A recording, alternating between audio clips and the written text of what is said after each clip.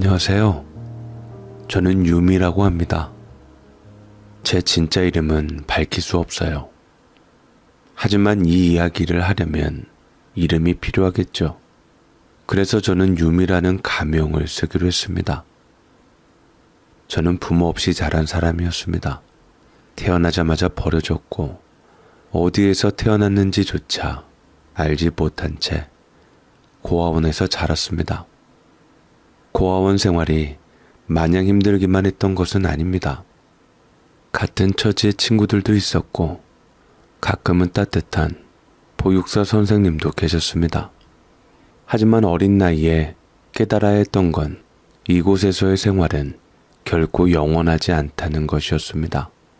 성인이 되는 순간 나는 보호받는 존재가 아니라 스스로 살아가야 하는 사람이 되었습니다. 아무도 나를 기다려주지 않았고 아무도 나를 위해 길을 닦아주지 않았습니다. 나를 챙겨줄 부모도 기대할 가족도 없었어요. 그래서 나는 누구보다 빨리 세상을 배워야 했습니다. 어린 시절부터 내게 익숙했던 감정은 혼자였습니다. 친구들이 가족과 주말을 보내거나 명절에 집으로 돌아갈 때 나는 텅 빈 고아원 복도에 남겨졌습니다. 창문 너머로 보이는 세상은 밝고 따뜻해 보였지만 내게는 닿을 수 없는 곳이었습니다. 의지할 곳 없는 삶. 나는 그 현실을 너무 일찍 받아들여야 했습니다. 하지만 세상이 날 내버려 두어도 나는 내 인생을 내가 책임져야 했습니다.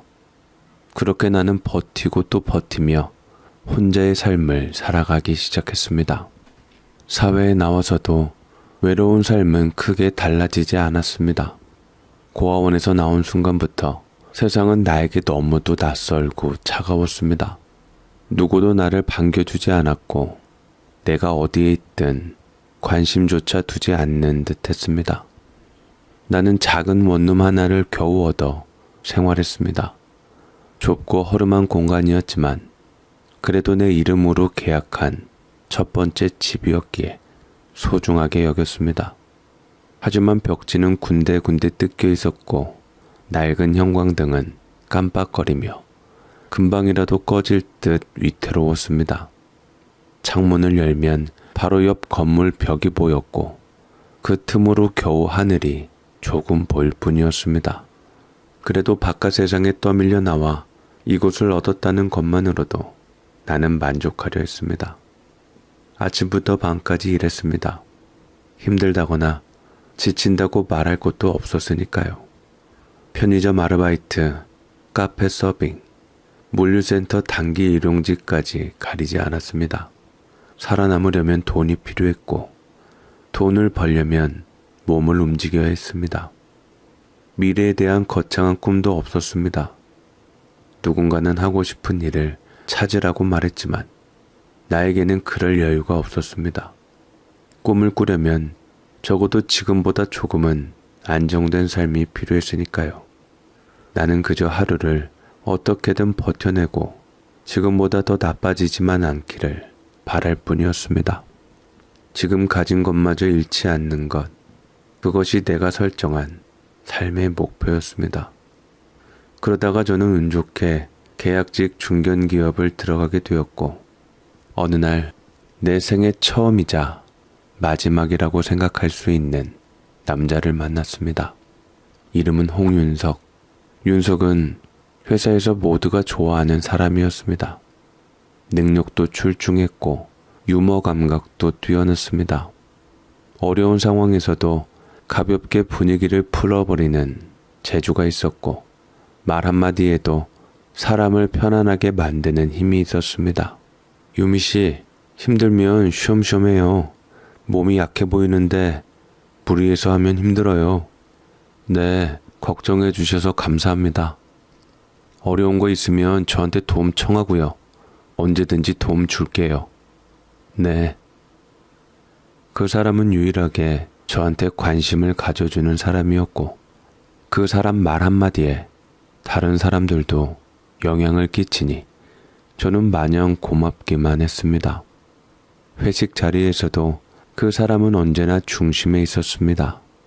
시끄럽지도 과하지도 않으면서도 자연스럽게 분위기를 이끌어 나가는 사람이었어요. 선배들에게는 깍듯하면서도 부담스럽지 않게 다가갔고 후배들에게는 스스럼 없이 다정하게 대해주었습니다.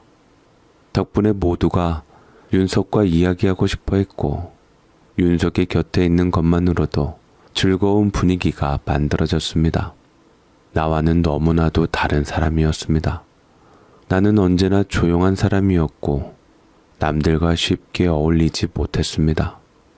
사회에 나와서도 혼자 버티는 데 익숙해져 있었기에 회사에서도 특별히 친한 동료는 없었습니다. 그런데도 이상하게 그 사람은 나를 자주 신경 써 주었습니다. 내가 조용히 앉아 있으면 먼저 말을 걸어 주었고 어색한 분위기가 흐를 때면 자연스럽게 웃으며 대화를 이어갔습니다. 나도 유미 씨 같은 여동생이 있으면 정말 잘 챙겨줄 텐데 남자 형제들만 드글드글 하는 데서 자랐거든요. 여동생 있으면 제가 지켜주고 정말 잘해줬을 것 같아요. 그러셨을 것 같아요. 어쩐지 사모님도 여동생 같으실 것 같은데 우리 와이프는 저보다 연상이에요. 그래서 여동생 같은 사람은 더더욱 아니죠. 아, 네. 그보다 이번에 프로젝트 유미 씨가 아이디어 많이 냈다더라고요. 좋은 평가 받으면 정규직 채용될 수도 있을 거예요. 지금처럼 열심히 하면 돼요. 열심히 하는 모습 늘 보기 좋아요, 유미 씨는. 네, 저는 기분 탓인지 그 사람이 왠지 다가오는 것 같아서 일부러 사모님 이야기를 꺼냈지만 그 사람은 사모님 얘기만 꺼내면 얼굴이 굳어져 말을 피하는 것 같았습니다. 그리고 되려 저를 지나치게 칭찬을 해주었습니다. 저보다 직급이 높았지만 그 사람은 계급장 떼고 편하게 지내자는 스타일이었습니다. 처음에는 단순히 좋은 상사라고만 생각했습니다. 유능하고 다정한 사람, 누구에게나 친절한 사람. 그런데 이상하게도 그 사람은 저에게 유독 더 친절했습니다. 유미 씨, 오늘 점심은 뭐 먹었어요? 보고서 잘 정리했더라. 진짜 꼼꼼하네. 그런데 좀 아쉬운 부분도 있더라고요. 그게 뭔데요? 설명하려면 시간이 좀 많이 필요할 것 같은데. 퇴근하고 커피 한잔 할래요? 네? 커피만. 밥은 나도 집에 가서 먹어야 하니까요. 아, 네. 처음에는 그의 성격이 원래 이런 거라고 여겼습니다. 사람을 편하게 해주는 타입이니까. 특별한 의미가 있는 건 아닐 거라고 생각했어요. 하지만 시간이 지나면서 가까워지기 시작했고 조금씩 다른 감정이 스며들었습니다. 어느 순간부터 저는 그에게 기대고 있었습니다. 그 사람은 늘 제게 다정했고 말 한마디에도 따뜻함이 느껴졌어요. 혼자만의 삶에 익숙했던 저에게는 생소한 감정이었습니다. 누구에게도 기대지 않던 내가 점점 그의 작은 배려에 안도하고 있었습니다. 아직도 그날을 기억합니다. 그날도 회식 자리였어요. 술잔이 오가고 사람들은 취기가 올라 얼굴을 붉히며 웃고 떠들었습니다. 평소보다 더 자유롭고 더 시끄러운 분위기 속에서 저는 늘 그랬듯 조용히 자리에 앉아 있었습니다. 그때 그 사람은 자연스럽게 제 옆자리에 앉았습니다. 마치 처음부터 거기가 자신의 자리였다는 듯이요. 그는 술잔을 한 손에 들고는 한동안 말이 없었습니다. 주변의 떠들썩한 소리와 웃음소리가 점점 멀어지는 느낌이 들었습니다. 그러다 문득 낮은 목소리가 들려왔어요. 요즘 좀 힘들어요. 그냥 아무한테도 말 못하는 고민이 있어서. 그 순간 제 심장이 조용히 내려앉는 듯 했습니다. 잠깐 흔들리는 그의 눈빛을 보았습니다. 어쩌면 아무도 모르게 그 역시 힘든 시간을 보내고 있었는지도 모릅니다. 저는 그 눈빛을 놓치지 않았습니다.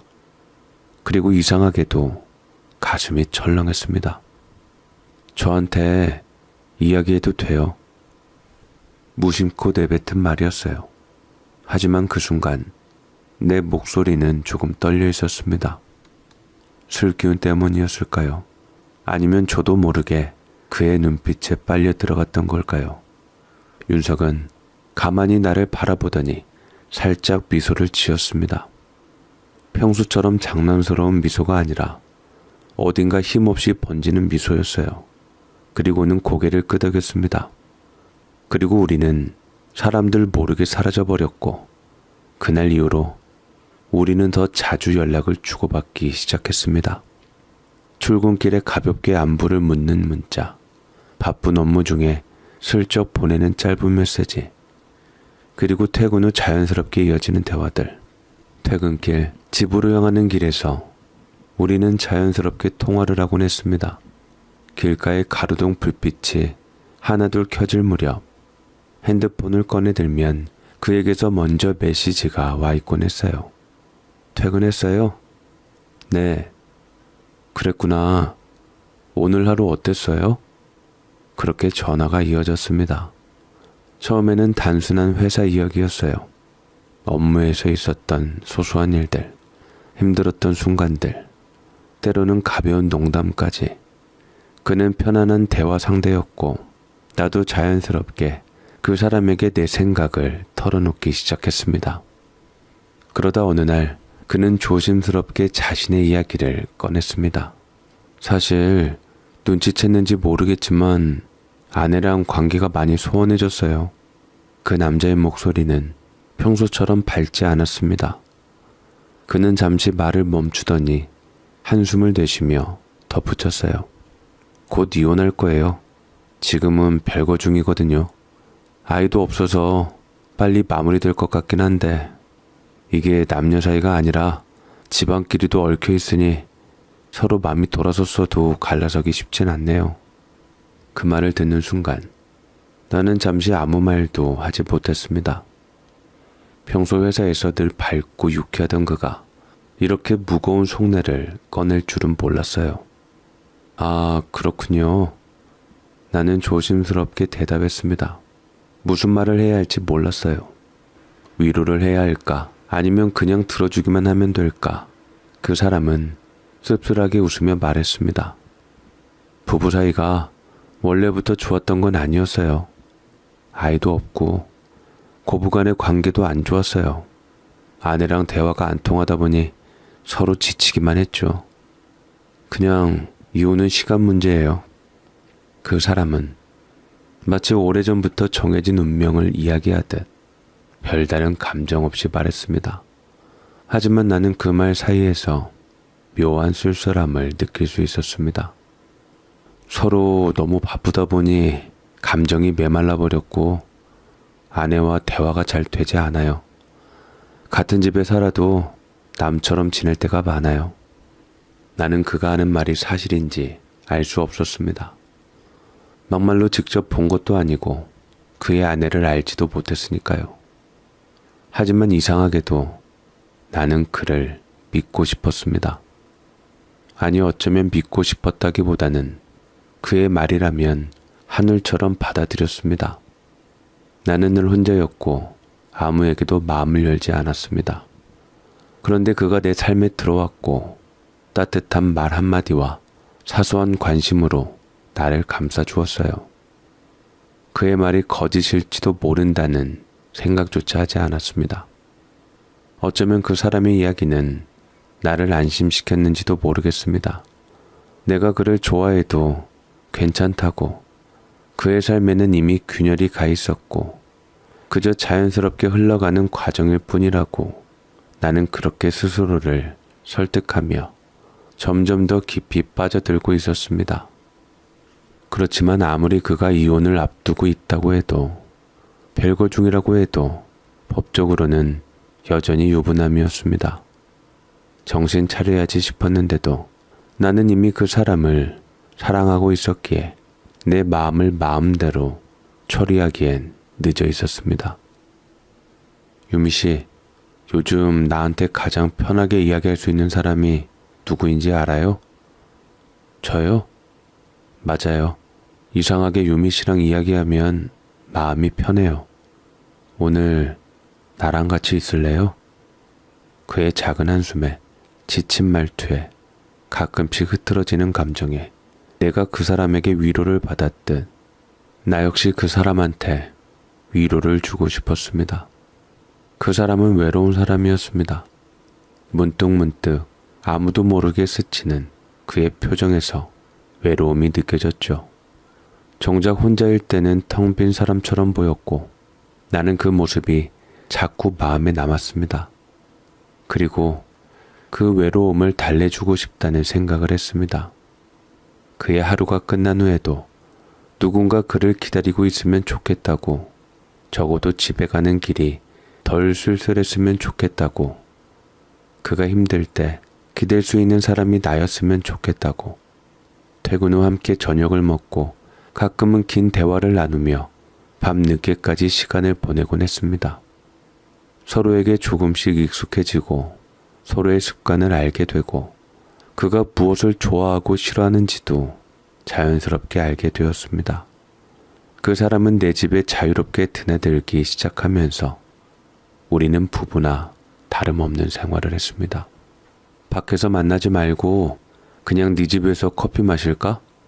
퇴근하고 피곤할 텐데 굳이 나올 필요 있나? 그냥 집에서 쉬면서 이야기해요. 처음엔 잠깐 들렀다 가는 정도였습니다. 하지만 언제부터인지 그는 내 작은 원룸에 익숙해졌고 나도 그가 내 공간에 있는 것이 당연해졌습니다. 책상 위 그의 커피잔이 놓여 있고 냉장고에는 그가 사다 둔 음료가 채워져 있었어요. 그 사람과 함께 있는 시간이 너무나도 행복했습니다. 혼자만의 삶이 익숙했던 나에게 누군가가 나를 소중히 여긴다는 느낌은 처음이었어요. 그 사람은 늘 다정했고 나를 세상에서 가장 특별한 사람처럼 대해주었습니다. 유미야, 이제 곧 정리될 거야. 조만간 이혼 서류 정리할 거고 그럼 우리도 결혼할 수 있어. 참, 그리고 어머니한테도 네 얘기했어. 곧 인사드릴 수 있을 거야. 그 사람의 말이 내 심장을 두근거리게 하며 큰 착각을 만들었습니다. 내가 사랑받고 있구나. 이제는 혼자가 아니구나. 처음으로 여자로서 행복감을 느꼈습니다. 혼자가 아닌 누군가를 기다리는 일이 설렜고 함께할 미래를 상상하는 것만으로도 가슴이 벅찼습니다. 그날도 마찬가지였습니다. 퇴근 후 그는 아직 회사에 남아 일을 하고 있었습니다. 나는 그를 기다리고 싶었습니다.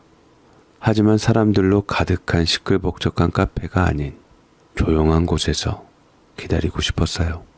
그래서 회사 근처 한쪽 구석, 인적이 드문 작은 카페를 찾았습니다.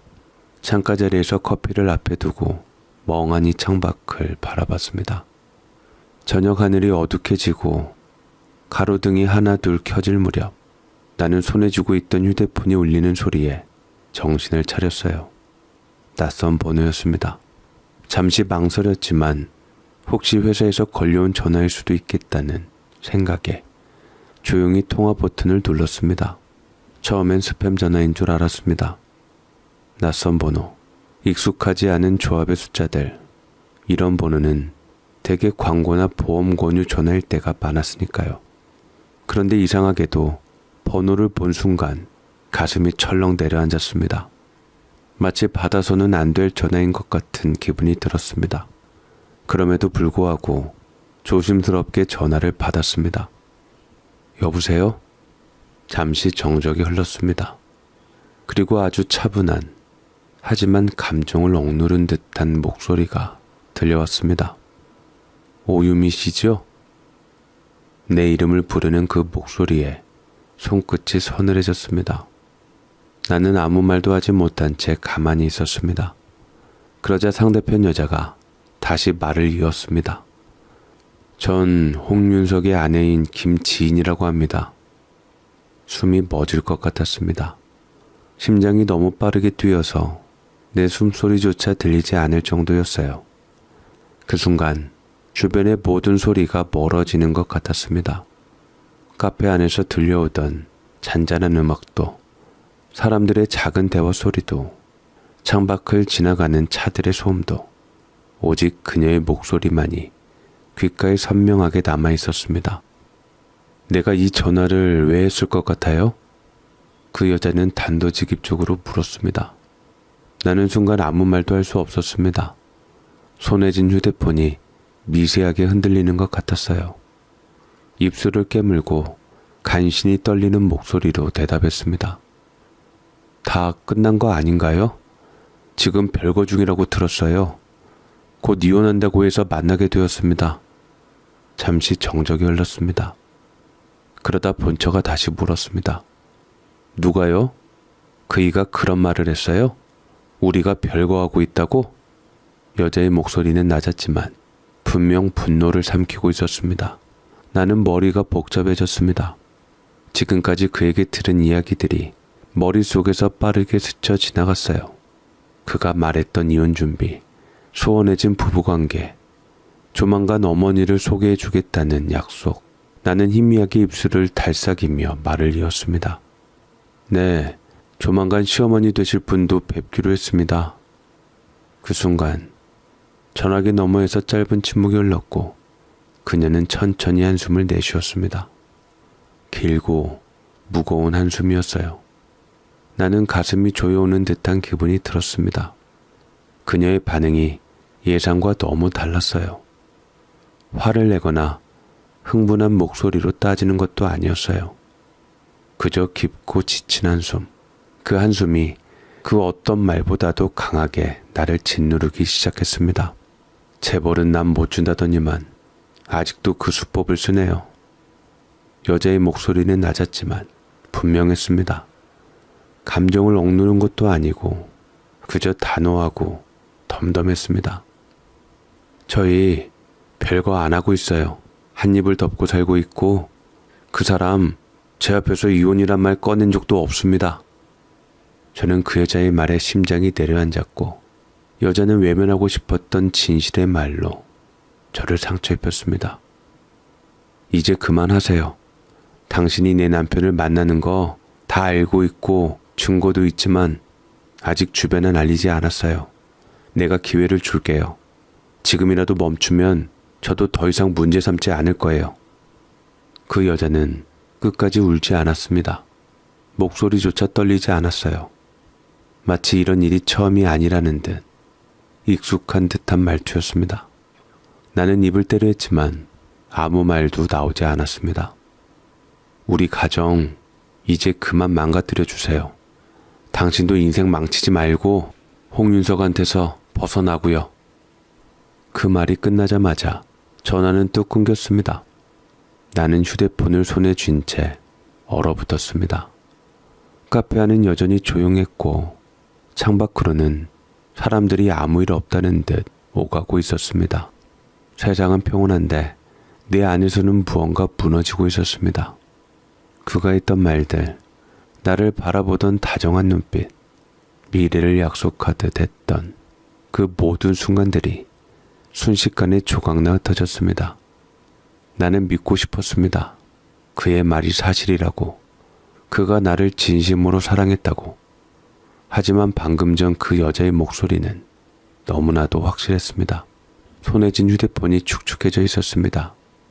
땀이 아니라 눈물이었습니다. 언제부터 울고 있었던 걸까요? 나는 한동안 그 자리에서 아무 말도 하지 못한 채 앉아 있었습니다. 마치 시간이 멈춘 것처럼 현실과 나 사이에 투명한 벽이 생긴 것 같았어요. 그런데 카페 안은 여전히 평온했습니다. 창밖에는 사람들이 삼삼오오 걸어가고 있었고 가벼운 대화가 오가고 있었습니다.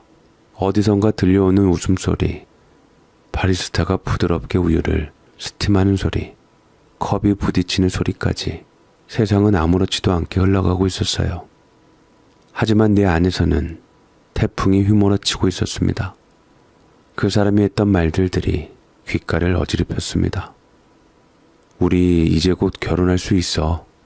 어머니도 네 얘기를 알고 계셔. 이제 다 끝나가. 조금만 기다려줘. 그 모든 말들이 허공에서 부서지는 듯 했습니다. 나는 순진하게 그를 믿었습니다. 믿고 싶었습니다. 아니, 그를 믿어야만 했습니다. 그런데 그 믿음이 한순간에 갈갈이 찢겨 나갔습니다. 그 사람을 보지 않고 살 자신이 없었습니다. 너무 사랑했으니까, 너무 깊이 빠져버렸으니까. 하지만 나는 이제야 깨닫기 시작했습니다. 내가 기대했던 건 대체 무엇이었을까요? 내가 믿고 싶었던 건 그 사람의 말이었을까요? 아니면 나 자신의 환상이었을까요? 나는 사랑한다고 생각했는데, 그런데 결국 나는 남의 가정을 망가뜨리는 사람이었습니다. 머릿속이 복잡했습니다. 아무것도 보이지 않았고 아무런 소리도 들리지 않았습니다. 손에 쥔 휴대폰을 내려다봤습니다. 화면은 여전히 꺼져 있었고 그에게서 온 메시지는 없었습니다. 그는 지금도 아무것도 모르고 있을 겁니다. 그날 이후 나는 몇 번이고 그의 번호를 차단했다가 다시 풀곤 했습니다. 연락하지 말아야 한다는 걸 알면서도 그의 메시지가 오면 한동안 가만히 화면을 들여다보았습니다. 손가락을 멈칫거리며 아무것도 하지 않은 채 말이지요. 그러다 그 사람의 문자가 제 눈에 띄었습니다. 유미야, 보고 싶다. 회사에서 인사도 안 받아주고 나한테 뭐 서운한 거 있어? 우리 언제 볼 수 있을까? 그 사람의 메시지는 평소처럼 아무렇지도 않게 다정했습니다. 마치 아무 일도 없었던 것처럼 그의 아내가 내게 전화를 걸어 애원했던 일이 없었던 것처럼 나는 답장을 하지 않았습니다. 해야 할 말이 없었으니까요. 하지만 다음날 퇴근길에 그는 내 앞에 서 있었습니다. 어떤 표정을 지어야 할지 몰라 나는 잠시 그를 바라봤습니다. 요즘 너 이상해 유미야. 혹시 나 피해? 나는 억지로 미소를 지으며 고개를 저었습니다. 아니에요. 그냥 우리 이쯤에서 그만하는 게 좋을 것 같아. 왜? 갑자기 무슨 일이야? 그 사람은 당황한 듯이 나를 바라봤습니다. 당연히 모르겠지요. 그가 모든 걸 알고 있다면 이렇게 태연하게 나를 찾아올 리 없었을 테니까요. 저도 모르게 손을 움켜쥐었습니다. 그냥 이제는 안 될 것 같아. 이런 떳떳하지 못한 사이 우리 둘 다 힘들잖아. 그는 내 말을 이해할 수 없다는 듯 조용히 나를 바라보았습니다. 그리고 이내 낮은 목소리로 물었습니다. 내가 힘들어 보여? 나는 대답하지 못했습니다. 그러자 그는 한 걸음 다가서며 조용히 말했습니다. 아니 유미야, 나는 괜찮아. 너만 괜찮다면 나는 상관없어. 내가 널 이렇게 사랑하고 그리워하는데 내 마음이 진심인데 뭐가 힘들겠어? 나는 내 사랑을 믿는데. 그 순간 가슴이 흔들렸습니다. 그 말이 참 위험한 말이었습니다. 이러면 안 된다는 걸 알면서도 그 말이 마치 나를 보호해주는 울타리처럼 느껴졌습니다. 나는 어리석게도 그 울타리 안으로 다시 들어가고 말았습니다. 그렇게 나는 다시 그의 곁에 머물렀습니다. 그렇지만 전 그의 아내가 걸어온 전화가 머릿속에서 떠나지 않았습니다. 아무리 잊으려 해도 그날 들었던 차분하지만 단호한 목소리, 애원하듯 마지막에 던졌던 말이 계속해서 귓가에 맴돌고 죄책감이 들었습니다. 그런데 이상하게도 그와 함께 있을 때면 그런 감정들이 사라지는 것 같았습니다. 윤석이 나를 바라볼 때, 다정한 손길로 머리를 쓰다듬을 때, 피곤한 얼굴로 기대듯 내 어깨에 기대어 있을 때, 그 순간만큼은 죄책감도 망설임도 모든 불안한 감정들이 희미해졌습니다. 하지만 내 몸은 거짓말을 하지 않았습니다. 어느 날부터인가 자꾸만 피곤함을 느꼈습니다. 처음에는 단순한 피로라고 생각했어요. 바쁜 업무, 퇴근 후 늦게까지 이어지는 만남, 그 모든 것들이 누적되었을 거라고. 하지만 시간이 지나도 나아지지 않았습니다. 조금만 움직여도 숨이 찼고 며칠 전부터는 가슴이 답답하고 어지럽기까지 했습니다. 그러다 문득 떠오른 생각에 약국으로 향했습니다. 작은 종이봉투 속에 담긴 테스트기를 손에 쥐고 집으로 돌아왔습니다. 그날 밤 화장실에서 조용히 테스트기를 확인하는 순간 내 몸이 얼어붙었습니다. 2줄, 손이 덜덜 떨렸습니다. 이게 무슨 의미인지 너무도 잘 알고 있었습니다. 나는 천천히 테스트기를 내려다 보았습니다. 그리고 본능적으로 배 위에 손을 올렸습니다. 그제야 눈물이 터져 나왔습니다. 나는 혼자가 아니었습니다. 나는 이 사실을 그에게 말해야만 했습니다. 그 사람을 만나기 전까지 수십 번 고민하고 수십 번 입술을 깨물며 마음을 다잡았습니다. 그는 처음에는 아무 말 없이 내 얼굴을 바라보았습니다. 내가 손에 쥔 테스트기를 본 순간 그의 얼굴이 굳어졌고 다정하고 부드러운 내 연인은 싹 사라진 채 모든 책임을 나한테 떠넘기는 태도를 취했습니다. 잔뜩 얼굴이 굳어지면서 저를 외면했기에 저도 모르게 달려가서 배를 감싸 안으며 붙잡았고 그 사람은 저를 뿌리쳤습니다.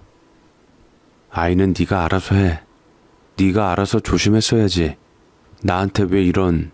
그 사람의 말은 곧 내겐 상관없는 일이다 라는 의미였고 그제서야 저는 내 안에서 무언가 조용히 무너짐을 깨달았습니다. 결말이 뻔한 이야기였습니다. 나는 어쩌면 마지막까지도 작은 기대를 품고 있었는지도 모릅니다. 당황해 할지라도 어떻게든 책임지겠다는 말을 하지는 않을까. 최소한 나를 위로하는 한마디라도 건네지 않을까. 하지만 그는 아무것도 하지 않았습니다. 그 사람은 만나기 전까지 나는 혼자서도 버틸 수 있는 사람이었습니다. 부모도 가족도 없이 오로지 내 힘으로 살아왔고 누구에게도 기대지 않았습니다. 그런데 그는 내게 기대라는 말을 했고 나는 그를 믿었습니다. 결국 나는 스스로 무너진 것입니다. 나는 그의 목소리를 듣는 순간 더 이상 이 사람과 얽힐 필요가 없다고 결심했습니다. 그런데도 참 이상했어요. 그렇게 다정하던 사람이, 그렇게 따뜻하게 날 감싸주던 사람이 이제는 내가 아이를 가졌다는 이유만으로 부담감 때문인지 내게서 천천히 멀어지고 있었습니다. 굳이 말로 하지 않아도 알 수 있었습니다. 그는 점점 내게 연락을 하지 않았고 우리 집에도 오지 않았습니다. 회사의 회식 자리에서도 동료들과 이야기를 나누는 자리에서도 그는 나를 피했어요. 그의 시선은 나를 지나치면서도 절대 마주치지 않으려 했습니다. 그리고 어느 순간 나는 깨달았습니다. 그는 지금 어떻게든 나를 회사 밖으로 내몰려고 하고 있었습니다. 이쯤 되니 그 사람에게 너무나도 실망스럽고 화가 났습니다. 그 사람이 그렇게 쉽게 등을 돌릴 줄 몰랐고 이렇게까지 냉정한 사람일 줄도 몰랐습니다. 그래서 나도 똑같이 모든 걸 내던지고 싶었습니다. 이런 아이 따위 필요 없어. 그렇게 스스로를 세뇌하듯 말하며 망설임 없이 나는 병원으로 향했습니다. 그 사람에 대한 미움으로 독한 마음 먹고 갔지만 하지만 참 모성이라는 게 내 마음대로 되지 않았습니다. 그를 사랑했던 마음도 내 뜻대로 막지 못했던 것처럼 이 아이에 대한 감정도 내 마음대로 밀어낼 수가 없었습니다. 나는 차가운 병원 진료대에 누워 의사가 기계로 배를 천천히 문지르는 것을 가만히 지켜보았습니다. 그리고 그 순간 작고 빠른 심장 소리가 들려왔습니다. 이렇게 작은 존재가 내 안에서 살아가고 있었습니다. 나는 평생 내 핏줄 한번 만나지 못한 채 살아왔습니다. 부모라는 존재를 한 번도 느껴보지 못한 채 늘 혼자였어요. 그런데 지금 내 안에 내 아이가 있습니다. 그 아이조차 내 마음대로 떨쳐낼 수가 없었습니다. 결국 나는 아무 죄 없는 이 생명을 포기할 수 없었습니다. 뱃속의 아이에게 죄는 없었습니다. 어른들의 어리석음과 이기심 속에서 태어나게 된 생명. 하지만 이 아이는 아무것도 잘못한 게 없었습니다.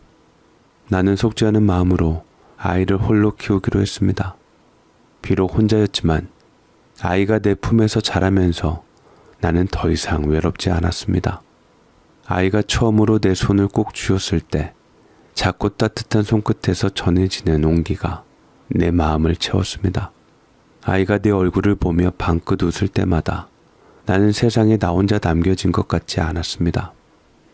이 아이는 내 삶의 이유가 되었고 내가 살아가는 가장 큰 이유가 되었습니다. 그렇게 우리는 조용하지만 따뜻한 나날을 보냈습니다. 그런데 어느 날 한 통의 전화가 걸려왔습니다. 낯선 번호였죠. 나는 잠시 화면을 들여다보다가 조심스럽게 통화 버튼을 눌렀습니다. 그런데 수화기 너머에서 들려온 목소리는 나이가 든 중년의 목소리였습니다. 네가 오유미냐? 네가 내 아들의 아이를 낳았다며? 순간 손에 힘이 들어갔습니다. 나는 그녀가 누구인지 몰랐습니다. 하지만 그 단호하고 카랑카랑한 목소리에 가슴이 철렁 내려앉았습니다. 누구시죠? 나는 떨리는 목소리로 물었습니다. 잠시 정적이 흘렀고 그녀는 담담하게 대답했습니다. 나는 홍윤석의 어머니다. 네가 아이를 가졌다는 소리를 들은 이후로 처음으로 통화하는구나. 숨이 턱 막혔습니다. 나는 당황한 나머지 얼어붙었습니다. 그 남자의 어머니라는 사실을 깨닫는 순간 수많은 감정이 한꺼번에 밀려왔습니다. 두려움, 불안, 그리고 이해할 수 없는 불쾌함까지. 나는 본능적으로 경계하며 물었습니다. 어떻게 제 번호를 아셨죠? 하지만 그녀는 대수롭지 않다는 듯 가볍게 웃었습니다. 그런 건 중요하지 않아. 중요한 건 내 손주가 세상에 태어났다는 거지. 나는 순간 머릿속이 복잡해졌습니다. 내 손주라니. 누구 마음대로. 이 아이는 홍윤석이랑 아무 상관없는 아이인데 포기한다 할 땐 언제고 대체 자기 어머니한테 무슨 말을 한 거야? 그 사람과 헤어진 지 벌써 2년이 넘었습니다. 모든 것이 끝났고 그는 아이에 대해 네가 알아서 해라며 책임을 회피하던 사람입니다. 그런데 이제 와서 손주라고 부르며 연락을 해온다니 도무지 이해할 수 없었습니다. 그 여자는 조용히 한숨을 쉬더니 담담한 목소리로 말을 이었습니다.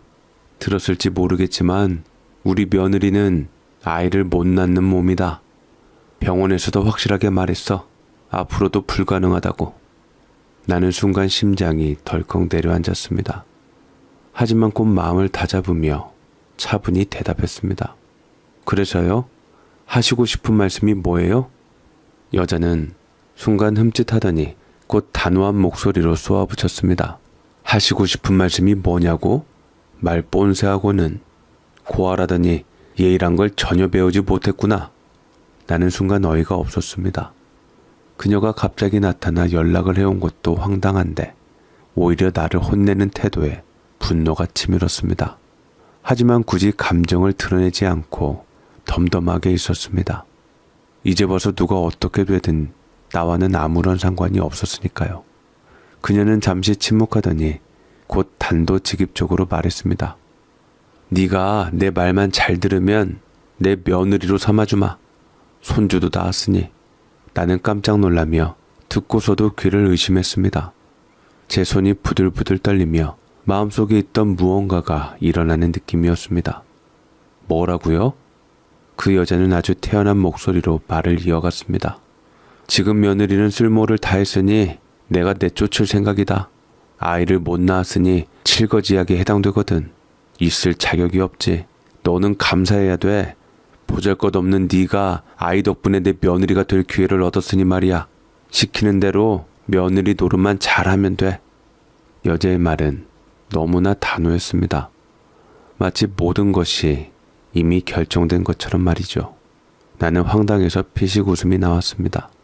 이게 지금 무슨 말도 안 되는 소리인지, 이 사람은 도대체 무슨 생각을 하고 있는 것인지, 말도 안 되는 상황 속에서 나는 휘둘리고 싶지도 않았고 이용당하고 싶지도 않았습니다. 지렁이도 밟으면 꿈틀거린다고 더 이상 참을 수 없었습니다. 왜 제가 아주머니 며느리가 되어야 하지요? 왜 제 의사는 하나도 묻질 않고 마음대로 정하시나요? 나는 차분하게 물었지만 그녀는 마치 어리석은 질문을 들은 듯 코웃음을 쳤습니다. 니깟 의사가 뭐가 중요해? 너도 네 아들이 엄마 아빠 있는 가정에서 크는 게 좋지 않겠냐? 누구보다 부모 없는 서름을 네가 가장 많이 느꼈을 텐데 아이한테 똑같이 네 상처를 되물림해주고 싶어? 그건... 나는 말을 망설였습니다. 그 여자가 묻고 싶었던 기억을 아이와 함께 들췄습니다. 고아원에서 힘들게 자랐던 기억이 떠올랐습니다. 구박받고 천대받고 손가락질 받으며 살아왔던 시간들, 부모가 없다는 이유만으로 무시당하고 보호받지 못했던 어린 시절이 머릿속에 스쳐 지나갔습니다. 그렇게 힘들게 살아온 내가 내 아이에게도 똑같은 상처를 물려주게 되는 걸까? 내가 곁에 있으니 내가 받았던 환경보다는 나을 수도 있습니다. 하지만 대한민국에서 미혼모의 아들이라는 꼬리표를 달고 살아가는 것이 과연 쉬운 일일까요? 나는 망설였습니다. 여자는 그걸 알고 있었습니다. 내가 고민할 것이라는 걸.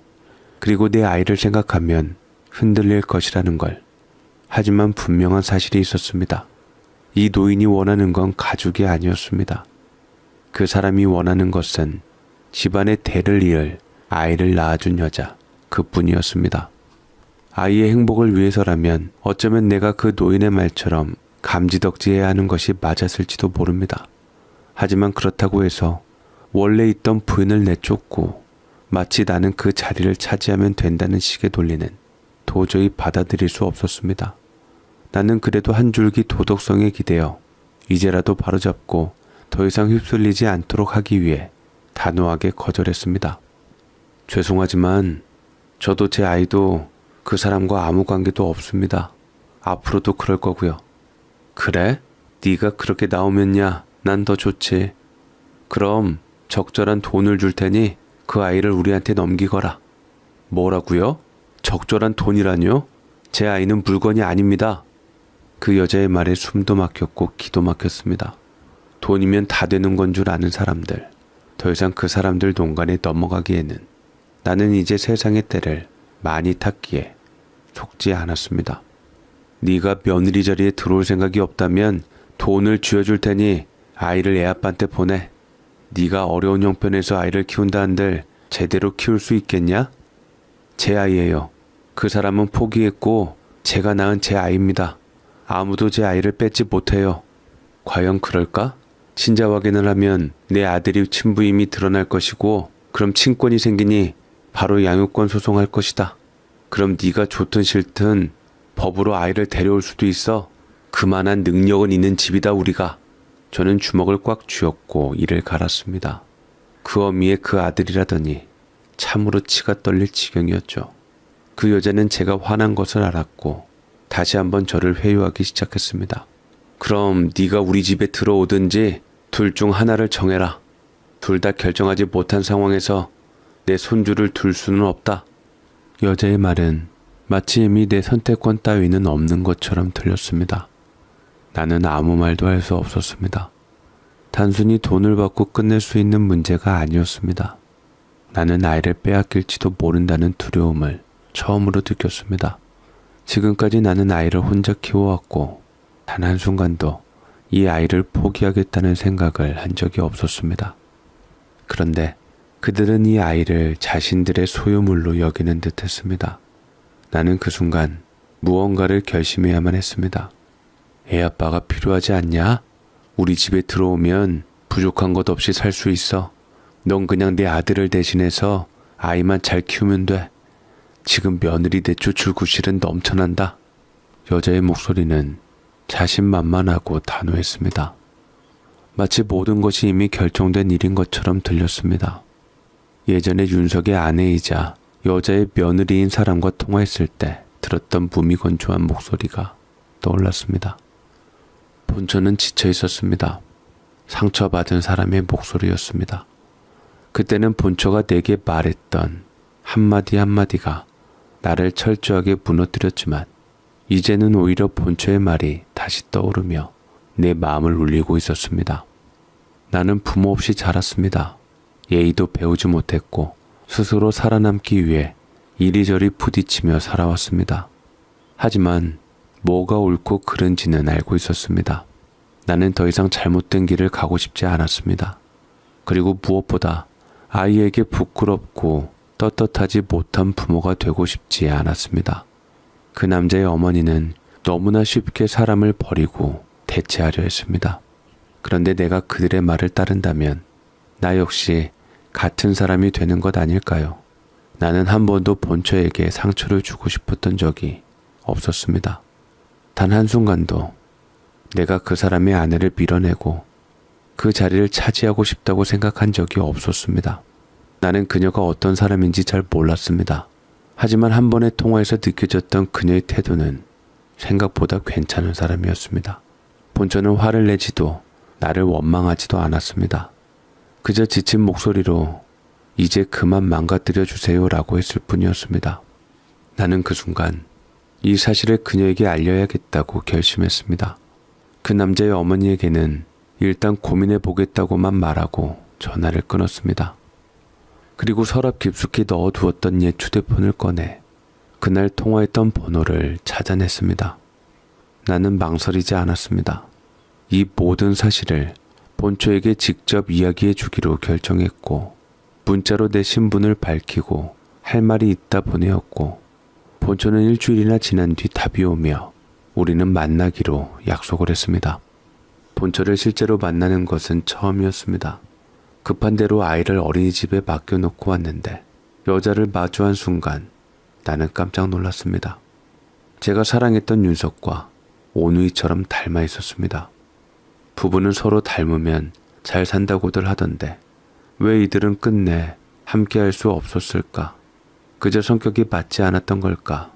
아니면 정말 돌이킬 수 없는 무언가가 있었던 걸까? 내가 아무리 고민해도 답을 할 수 없는 문제였습니다. 우리는 조용한 카페에서 마주 앉았습니다. 그녀는 나를 가만히 응시하더니 천천히 입을 열었습니다. 얼굴을 보는 건 처음이네요.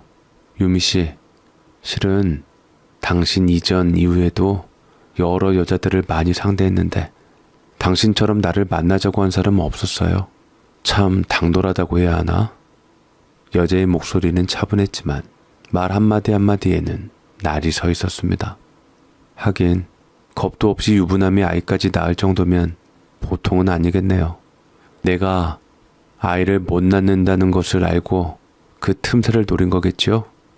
본처의 말에는 조롱과 냉소가 묻어 있었습니다. 마치 내가 어떤 목적을 가지고 아이를 낳은 것처럼 들렸습니다. 나는 순간 기분이 상할 뻔했지만 이 자리에서 감정적으로 대응할 생각은 없었습니다. 그녀가 나를 어떻게 생각하든 내가 지금 전하려는 이야기가 더 중요했지요. 나는 차분히 숨을 고르고 오해를 부르지 않도록 조심스럽게 입을 열었습니다. 오해세요, 사모님.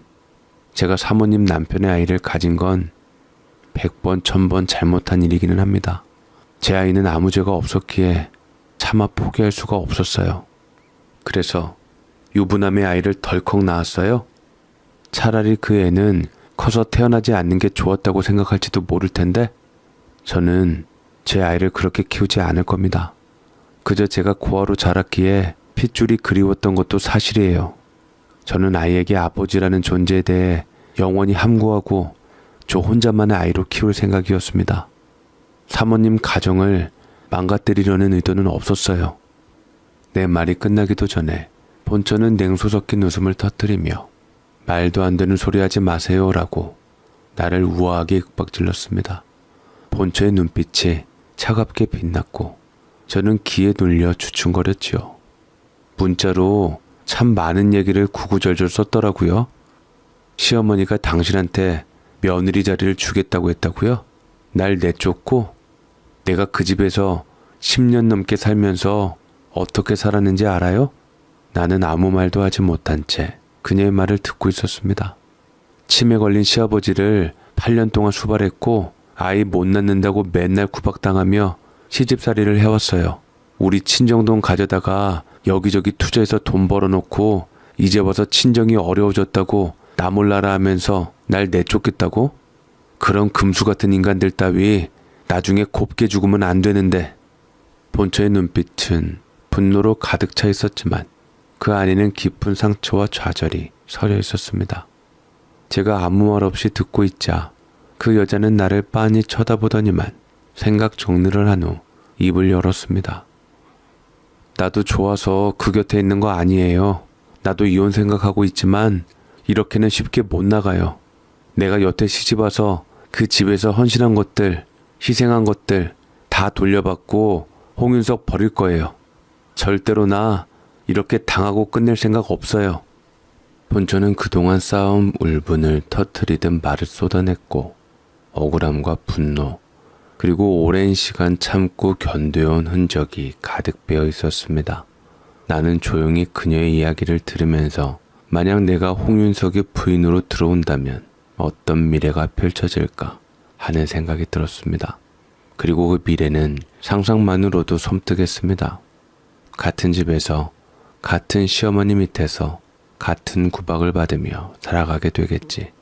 덤으로 남편의 바람을 밥 먹듯 봐야 할 테고 그 여자가 힘겹게 견뎌온 것들을 나 또한 똑같이 겪게 될 테지.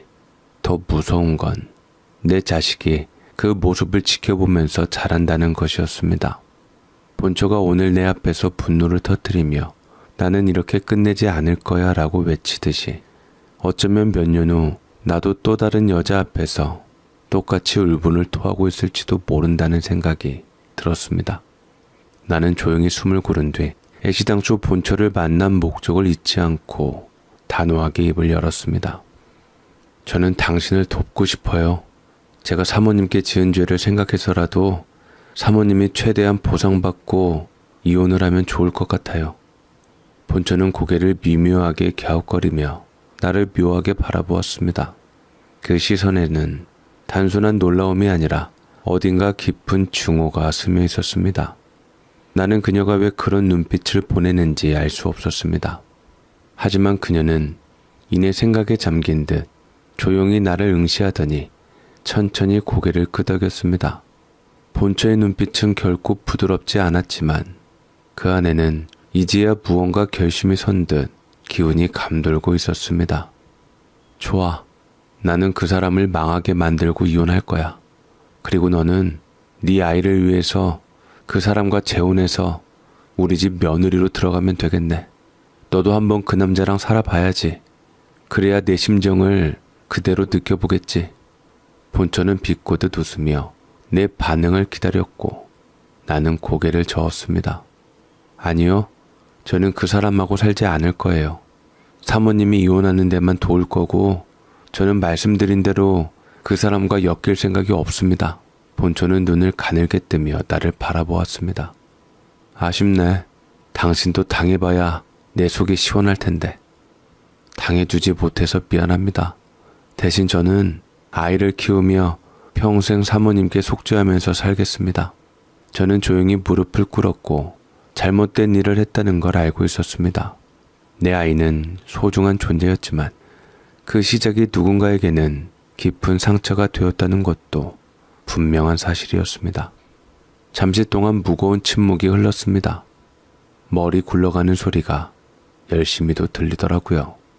그래도 저는 기꺼이 본초의 처분을 받을 준비가 되어 있었습니다. 나는 지금부터 당신을 이용할 거예요. 내게 속죄한다면 내 뜻대로 해주겠어요?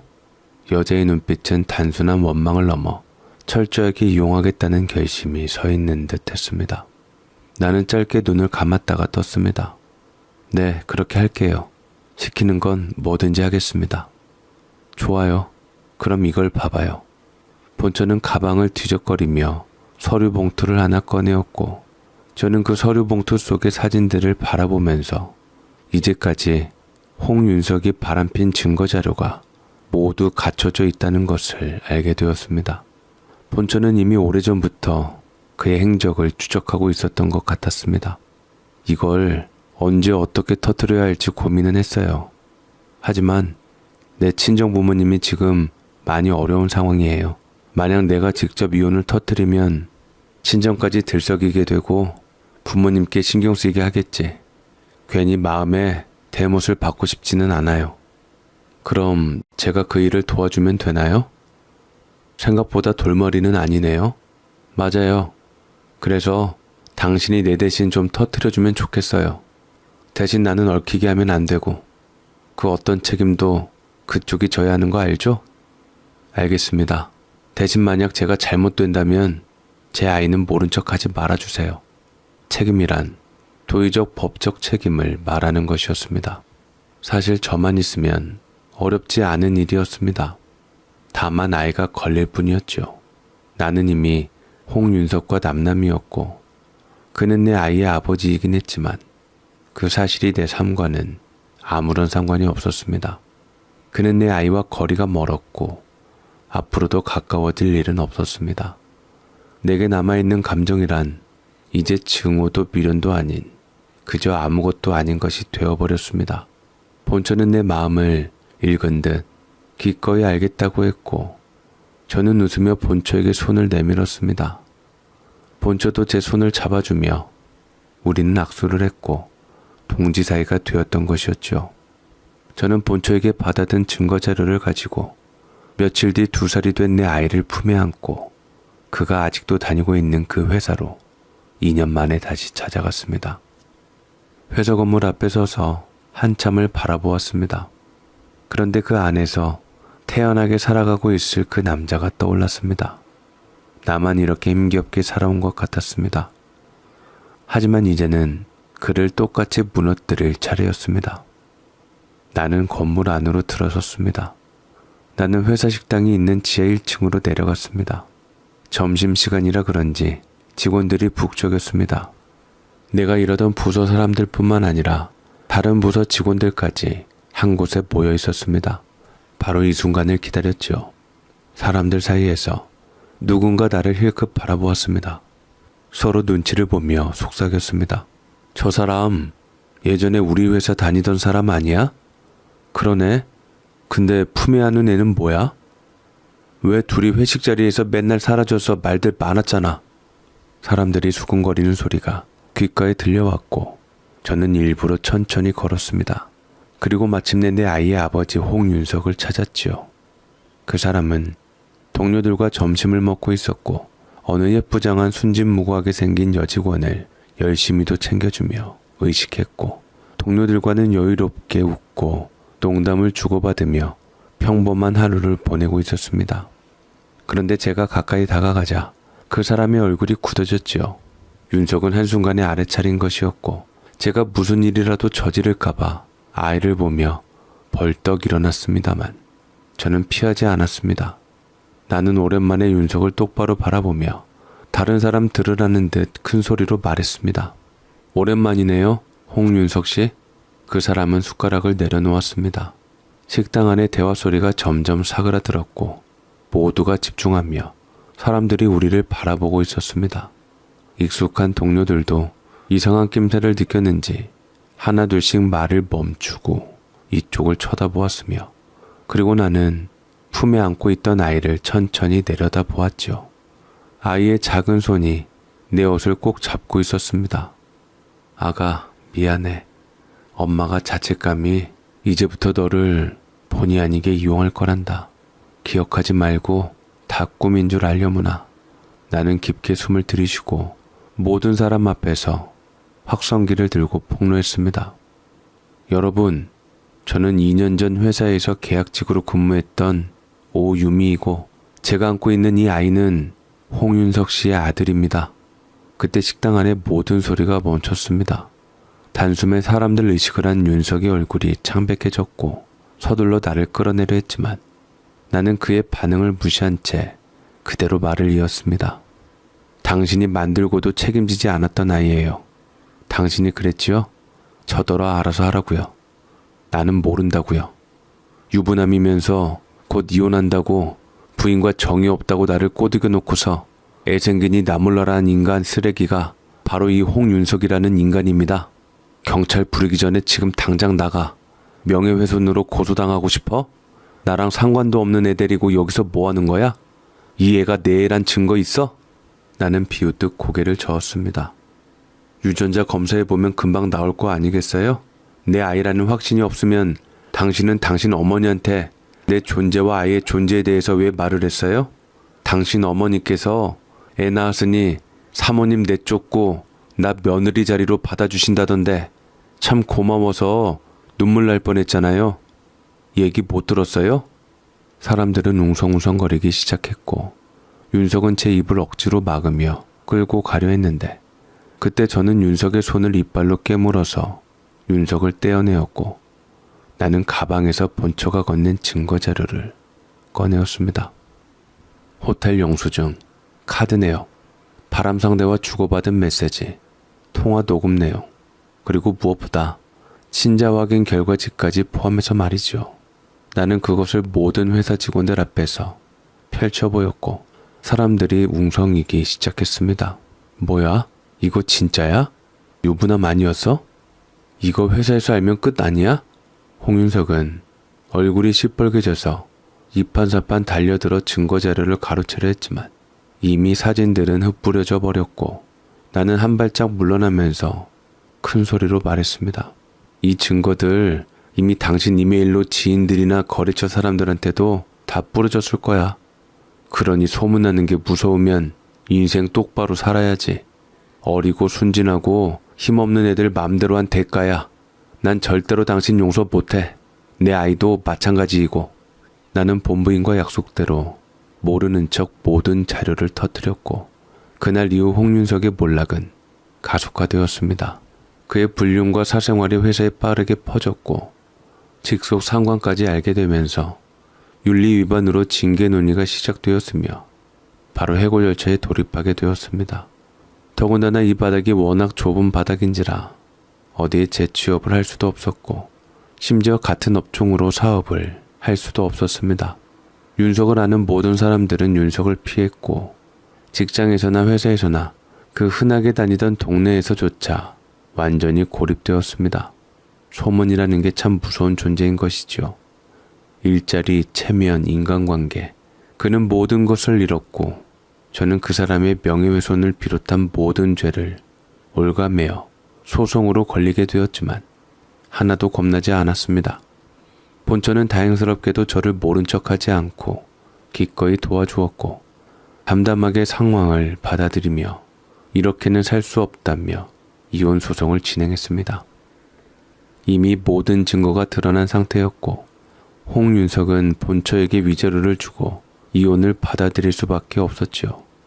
본처는 결국 그에게서 받은 위자료로 자유를 얻었고 지긋지긋한 결혼 생활에 대해 막을 내릴 수밖에 없었습니다. 다만 그 일이 끝난 후 윤석의 어머니에게서 몇 번의 전화가 걸려왔습니다. 당장 애 내놔라. 애는 아빠가 키워야지. 넌 내 손주를 데리고 사라질 수 없어. 무슨 헛소리를 하시고 계세요? 저희는 이미 남남이에요. 제 아이는 더 이상 그 가문과 아무 관련이 없습니다. 윤석의 어머니는 분한 마음에 떠나갈 듯 제게 소리를 질렀지만 나는 그 전화마저 차단해버렸습니다. 그들이 원하는 대로 될 일은 없었고 본초는 그 후에 어떻게 윤석과 윤석 어머니와 타협을 받던지 얼마 지나지 않아 나에 대한 고소는 모두 다 취소되게 되었습니다. 아무래도 제게도 보이지 않는 어마어마한 약점을 갖고 있었던 건 아닐지 생각을 했고 그렇게 윤석과의 일이 마무리되며 저는 다시 아이를 키우며 원 자리로 돌아가게 되었습니다. 시간이 지나면서 저는 가끔 본처를 만나 이런저런 이야기를 나누게 되면서 흡사 사람 사는 이야기를 하며 지내는 사이로 발전하게 되었습니다. 불과 몇 년 전만 해도 한 남자를 사이에 두고 있는 가련한 연인들이었는데 지금은 그 남자 따위 팽개치고 서로 안부를 물으며 아이를 챙겨주는 사이가 되었던 것이었죠. 유미야, 시완이 옷 몇 벌이랑 장난감 좀 샀어. 요새 아들 옷도 참 예쁜 게 많더라. 고마워요 언니. 매번 이렇게 신세 져서 어떡해요. 그래서 그런가 시완이는 요새 저보다 언니를 더 좋아하는 것 같아요. 그럴 리가. 엄마만한 존재가 또 있나? 나는 그냥 유미 아이니까 해주고 싶었던 거지. 어쩌면 내 아이로 태어날 수도 있었던 아이라고 생각하면 자꾸 시완이한테 정이 가더라고. 시완이는 언니 아들이라고 생각하시고 사세요. 언니한테는 제가 시완이 기꺼이 내어드릴게요. 본처는 자신에게 방긋방긋 웃는 시완이를 안아주었고 저는 화난 본처의 웃음을 처음 보았습니다. 그 시작은 좋지 않았지만 이제는 서로를 걱정하고 아끼는 사이가 되었네요. 저는 비록 상처를 많이 받은 삶이었지만 더 이상 과거에 연연하지 않고 그저 내 아이와 함께 앞으로 나아갈 뿐입니다. 그리고 홍윤석 그 남자? 그의 존재는 이제 내 삶에서 완전히 사라졌습니다. 내 앞에서도 본처 앞에서도 영원히 말이지요. 제 사연 읽어주셔서 감사합니다.